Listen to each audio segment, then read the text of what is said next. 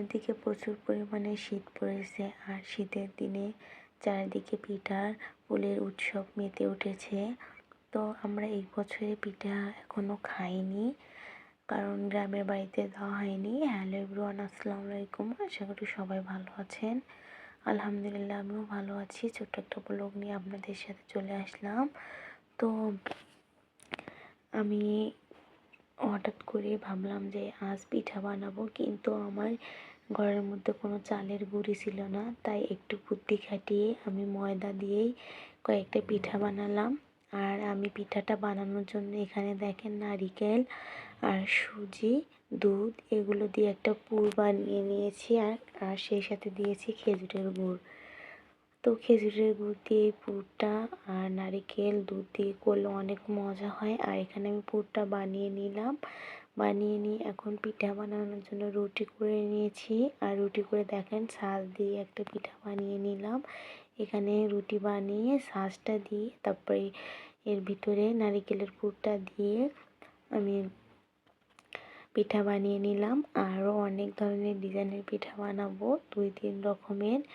তো আমি এখানে এক এক ডিজাইনের বানাচ্ছিলাম। আমি কয়েকটা করে ছাঁচ দিয়ে বানিয়ে নিচ্ছিলাম, আবার কয়েকটা হাত দিয়ে নিজেই ডিজাইন করে বানাচ্ছিলাম।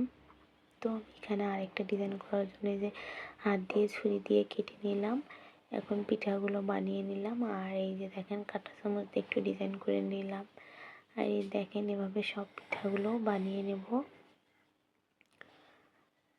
তো এভাবে আপনারা চাইলেও ডিজাইন করে বানাতে পারেন।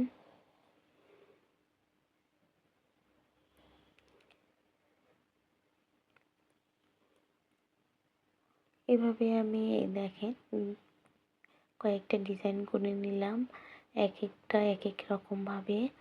তো এখন এখানে দেখেন আমি একটা মুক্কা নিয়েছি। এটা আর কি মশলাদানির পটের মুক্কা। তো আমি এটা দিয়ে কেটে নিলাম ছোট করে দিয়ে। এখন আমি হাত দিয়ে একটু বানিয়ে নেব পুলি পিঠা। তো এই হাত দিয়ে আমি এই যে পুলিটা এই যে একদম বানিয়ে নেব। আর পুলিটা বানিয়ে আমি একটু কাঁটা চামচ দিয়ে সাইডগুলো ডিজাইন করে দেব। তো আপনারা চাইলে এভাবে আমার মতন একটু বুদ্ধি খাটিয়ে টেকনিক খাটিয়ে সুন্দর ডিজাইনের পিঠা বানাতে পারেন। তো আমার এই যে দেখেন একদম সুন্দর মতো পিঠাগুলো বানানো হয়েছে। আর পিঠাগুলো কেমন হয়েছে অবশ্যই কমেন্টে জানাবেন সবাই। তো আমার এখন পিঠা বানানো শেষ। তো পিঠা তো ভাজতে হবে। তো এখানে কড়াই বসিয়ে দিয়ে তেল গরম করে নিয়ে এখন পিঠাগুলো আমি একের পর এক দিচ্ছিলাম। আর পিঠাগুলো সুন্দর করে লাল লাল করে আমি এই যে ভেজে নেব এখন। আর এক পাশ ভাজা হলে অন্য পাশ উল্টে দিয়ে সুন্দর করে পিঠাটাকে লাল লাল করে ভেজে নেব। তো এভাবে একগুলো ভাজছিলাম, তুলে নিচ্ছিলাম, আবার আরেকগুলো ভাজছিলাম। তো এখানে আবারও দিলাম পিঠাগুলো ভাজার জন্য।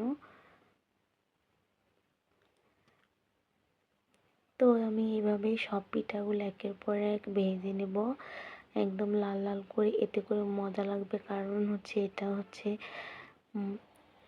ময়দা দিয়ে বা কেনা আটা দিয়ে বানানো, যার কারণে এটা ভালো করে একদম মচমচে করে ভাজতে হবে, নাহলে ভালো লাগবে না।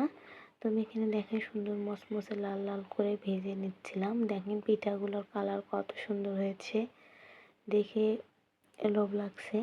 আর পিঠাটা খেতেও বেশ মজা হয়েছিল। তো আমি এখানে দেখেন সব পিঠা ভেজে নিয়েছি। আর পিঠাগুলো হওয়ার পরে যে আমি এখানে ভিডিও ক্লিপস নিচ্ছিলাম। তো কেমন হয়েছে পিঠাগুলো অবশ্যই কমেন্টে জানাবেন। এই পর্যন্ত, আল্লাহ হাফেজ।